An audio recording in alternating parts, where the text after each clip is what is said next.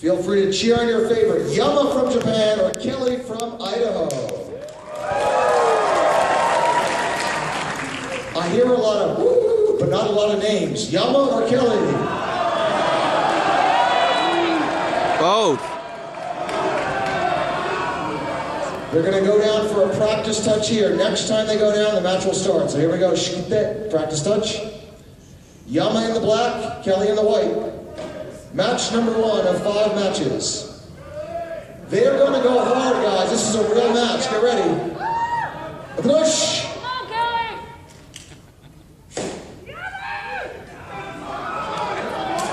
Tail trigger.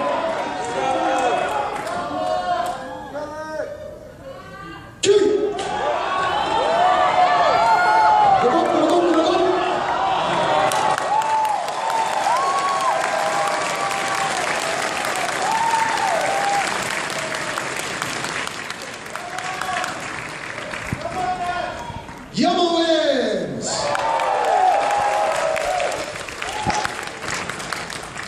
That 10 seconds or less of a match takes more out of you than like running a mile. I don't know if you guys can hear the hit, but I was deafened on stage by the intensity of the impact. We're going to give them a breather for 1 minute. Any other quick questions from the audience here?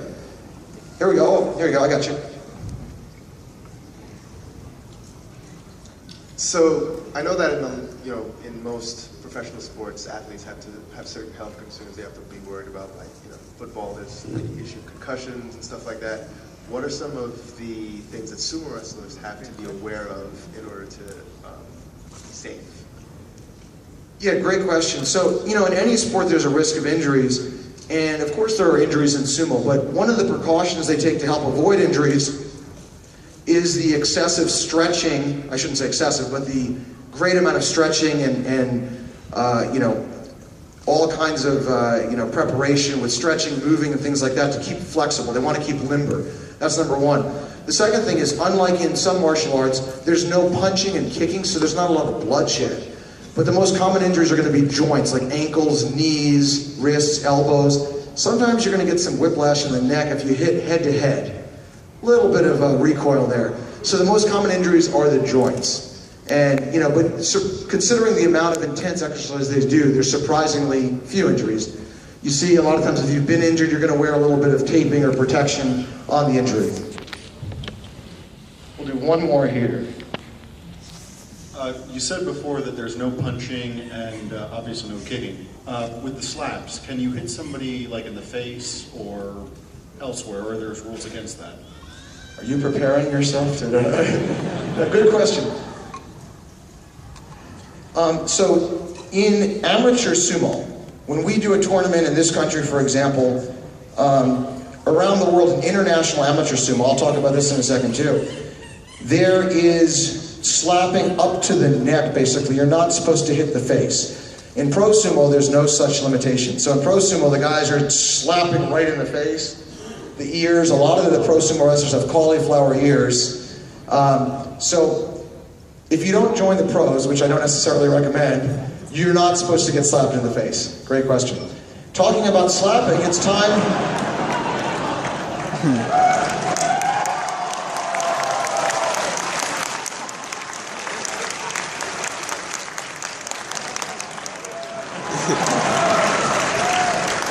That's one big otaku. By the way, when we take more questions later, you guys should ask Yama about the various anime. He knows almost everything. He's like an encyclopedia of anime. We'll take a few questions here, and when you meet him down at the booth, tell him about your favorite show. He knows all the characters. Yama!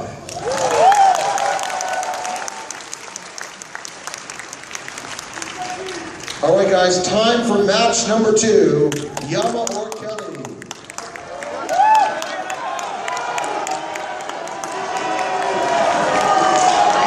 You can cheer on USA, Japan, Japan, Japan.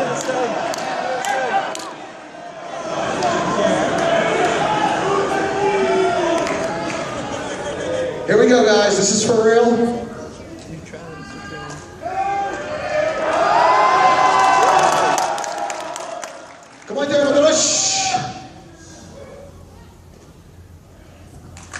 That's what that. Kelly!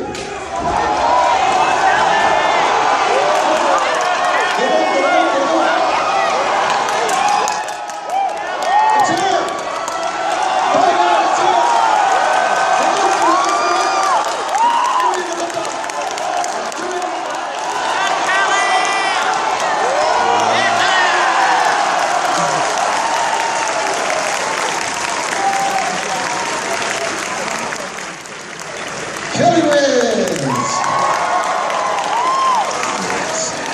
USA. Thank you for recognizing your country. Okay. All right. A couple other questions here before match number 3. Oh, here we go. We'll follow Mike. Yes, in about 3 weeks, I'm actually heading to Japan. And I'm just wondering, while I'm out there, well, this is going to be in Tokyo, but how often do they run sumo matches, you know, at the professional level? And are there any places in particular, you know, out there where one could actually go witness one? Yes, one can go witness one. Sorry, I know everyone's so talker, so we can use formal language here. So, yeah, that's a great question. You're going from when to when? Give me the dates. From the 1st to the 12th next month. 1st to the 12th. So if you're going to be in Tokyo, there are 6 major basho, home basho, or major tournaments every year in Pro Sumo. Those tournaments are 15 days each. And the 6 tournaments take place in January, March, May, July, September, and November.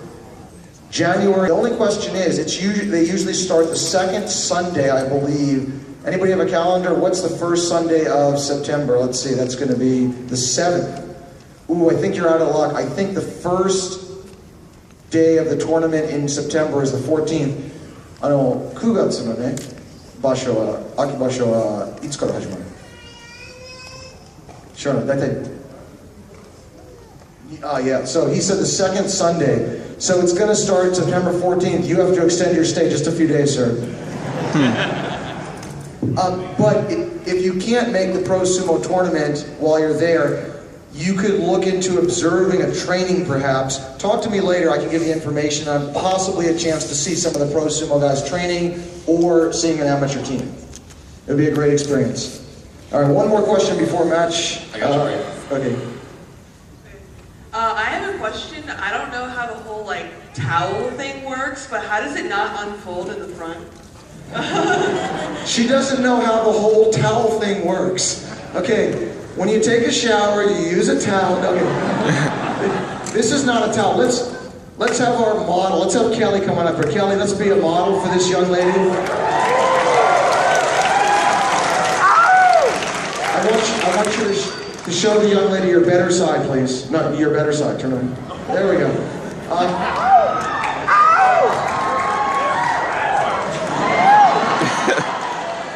How many of you would come up on stage and do this? Come on, let's hear it for Kelly.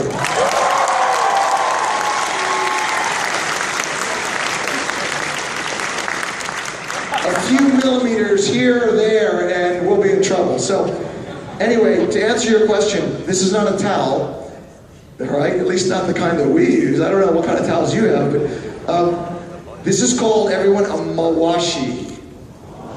Because you can put it in the mawashi machine.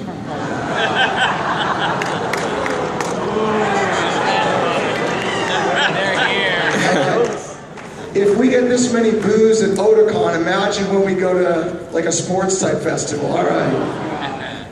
I'm usually covered in tomatoes by now. All right. So this is just one long piece of thick cotton fabric. That's all it is. It's a long piece of fabric. And it's tied in a double knot. So it's wrapped around twice here. It's based on traditional Japanese pundoshi, which is what laborers would wear. So it has its roots in ancient Japan. And there's a double knot. Let's swivel for these folks to get a good view of Kelly's rear. All right. Let's give Kelly, our model, a big hand.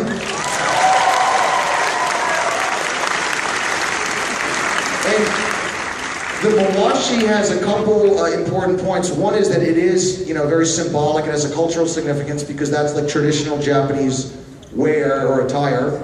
And the second thing, though, it has a practical significance because, as we showed earlier, you want to grab your opponent's mawashi because you could get leverage over your opponent that way, especially if I'm smaller, perhaps. I want to get it with a certain grip to be able to maneuver the opponent. Now, she's worried a little bit about a wardrobe malfunction, or maybe you are looking forward to one, I don't know. Just to alleviate your concerns, for most of you at least, the mawashi, if it ever comes off in a match, you automatically lose the match, all right? So I've seen tens of thousands of sumo matches on TV, you know, recorded in videos, live, in practice, at tournaments. I've seen tens of thousands. I've never, ever seen that mawashi come off. But like I said, the rule is if the mawashi comes off during the match, you automatically lose, and you also may be very embarrassed or proud, as the case may be. Is that a little bit better than the other? Thank you. Thank you. All right, guys, here we go. Match number 3.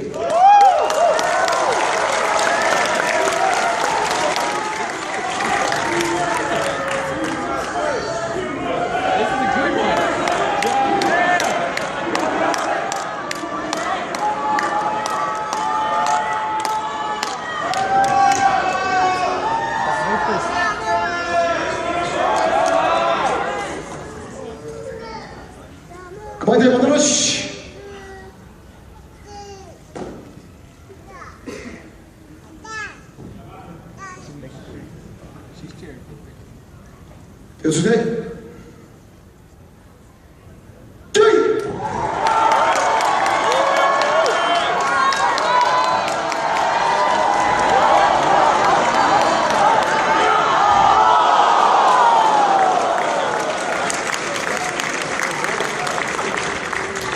Here's what's going to happen. The referee must make a call. I'm going to explain the rule here. The referee makes a call. Step out. One of the judges, there's normally judges, is going to raise his hand and call for a conference. So here's what would happen in a real match. Besides me serving as referee, there would be 5 shimpan, or judges. And the referee cannot call a tie. So personally, I thought that was a tie. But the referee has to make a call for one of the others. So the referee will signal he wins. The 5 shimpan will join the gyoji, or the referee, so 6 of them will be here in a conference, and they'll talk about, well, I saw this, no, he went down first, they'll discuss it. There are 3 possible outcomes. The first is that they will uphold the referee's decision. The second is that they will overturn the referee's decision. And the third possible outcome is that they will say it is a tie, and they will call for a rematch. Rematch. So, I actually thought it was a tie. Were some of you guys, as judges in the front row, did you confirm they went down at the same time? Torinaoshi, rematch!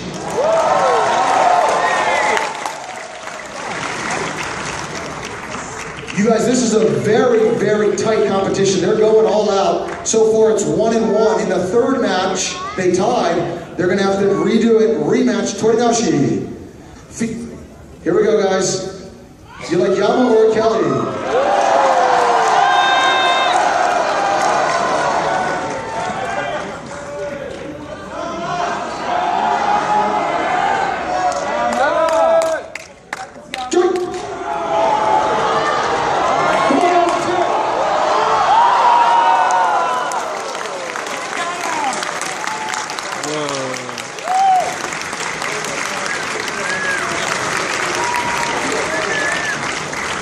Yama wins the rematch! That was a powerful hit. I felt the sweat come off. That was amazing. All right, guys, 2 more matches to go. So far, 2 wins for Yama, 1 for Kelly. By the way, the next match, feel free to cheer out not only your favorite, but call for the technique you want to see, like slap him in the face, trip him. All right? We're gonna turn this over quickly. 1 question right now. We'll take more questions later. Mike got someone right here for a question. Hi. I was a little bit curious about different types of weight classes and different types of titles or rankings in sumo. Yeah, that's a great question. So, in Japanese pro sumo, there are no weight classes. Japanese professional sumo, everybody competes together. You can see a 200-pound guy face a 600-pound guy. And in fact, that's happened many times. So in Japanese Pro Sumo, it's really not about the size in theory. It's really about your technique and your speed. In amateur sumo, if you want to get involved, in amateur sumo, there are weight classes. So we produce tournaments in this country. For example, the US Sumo Open, here's last year's. Again, if you want to meet these guys later, they'll give you an autograph for free. And in case anybody is in Los Angeles next month, we have the 14th annual US Sumo Open, September 20th in the LA area. If you can't make it, this will be broadcast on national TV as a 2-hour show on Universal Sports Network, airing October 14th for the first broadcast. It's a huge step in sumo in this country that we're actually broadcasting nationwide, the sumo tournament starting with next month's tournament. But in that tournament, you will see weight classes: lightweight, middleweight, heavyweight. In the men's lightweight division, the maximum is 85 kilos, which is about 187 pounds. Men's middleweight is up to 115 kilos, which is about 253 pounds. If you're over 253, which clearly some of these guys are, you're heavyweight. Great question. So in Japanese Pro Sumo, unlimited weight, no weight class. Amateur Sumo, there's light, middle, and heavy. And in Amateur Sumo, women can join it. But right now, let's have the two giants go head-to-head for match number 4.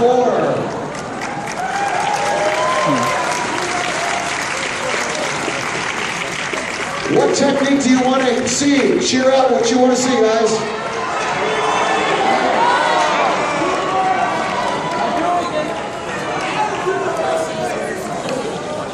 Sorry. Grab the belt, slap him, trip him. Let's hear it.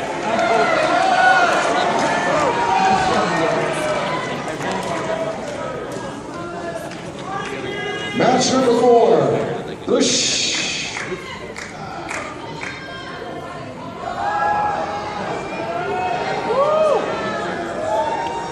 It's it.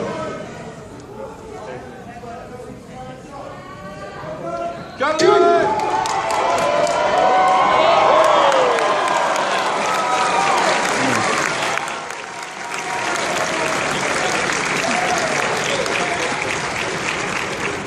Seems like Yama wasn't prepared. Kelly's the winner.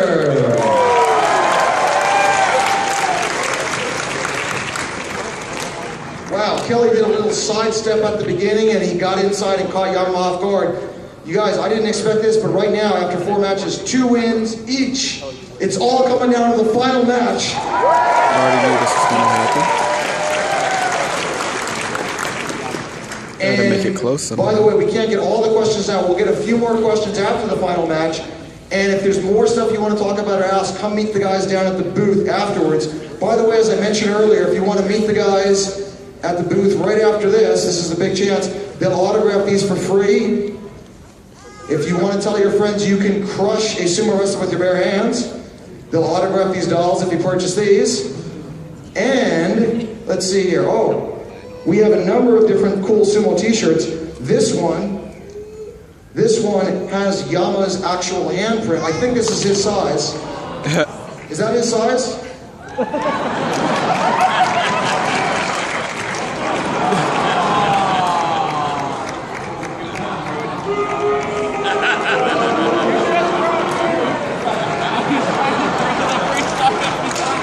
Go away.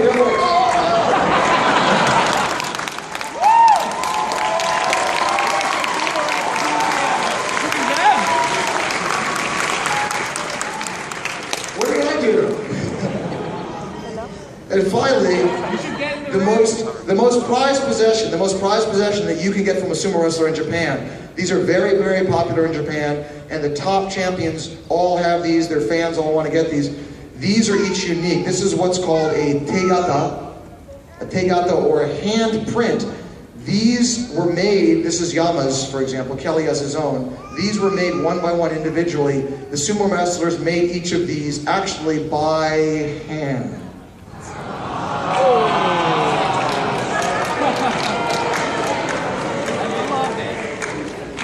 Gotta hand it to him. Very, very sorry. Okay. But, He tried. But seriously, these are each unique. They're like snowflakes, so they make them one by one. So if you get a tegata, they have them signed for you, and they can also customize it with the date or with your name, whatever you like. So Feel free to come by if you want to get one of the shirts or the take out through the dolls. They will sign them for you. If you just want to get a free autograph and a photograph, we're happy to do that too. So please come down. For the people who came late, right after we're done with this, 10 minutes later, we'll be down at our booth. I think it's booth A002? AA02, yeah. Thank you, Mike. AA02, we're right next to Sailor Moon. Let's take one question, and we'll take more questions after that. One question right now before match number 5. I'm interested in what does the audience, like in Japan, what do the audiences do? Do they scream out their names? Do they scream out techniques? Is there a point of silence right before the match? Throughout the match, do they yell the whole time? I just want to know. That's a great question. So the audience does something similar to what you guys do, but usually maybe a little tamer.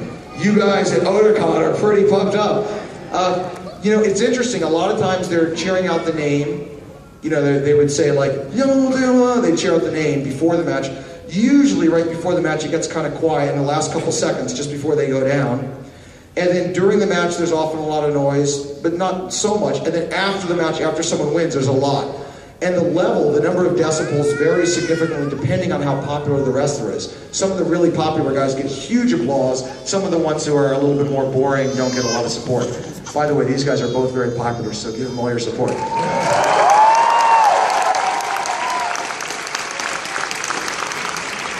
All right, ladies and gentlemen, these guys have given all they've got. One match can virtually knock you out. They've had 4, really 5 with the rematch.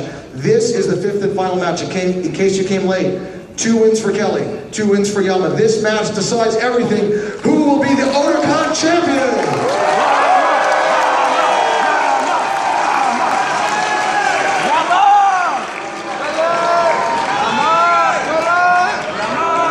This is for all the marbles, or all the comic books. 2-2. Who will come out on top? Yama or Kelly?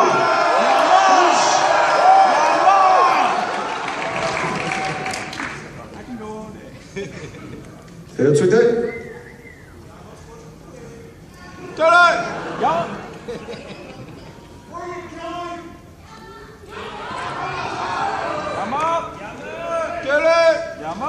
It's with it.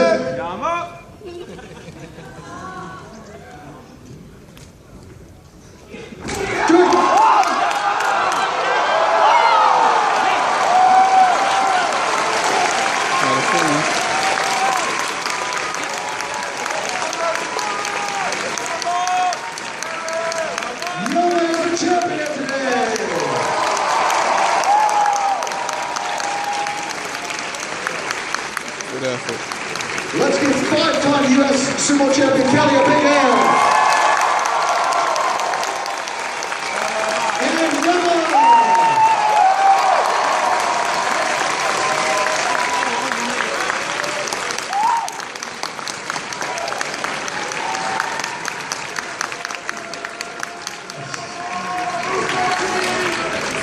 All right, folks, we have a little bit more time. We have a surprise at the very end. If we can take a few more questions, again, you can ask personally.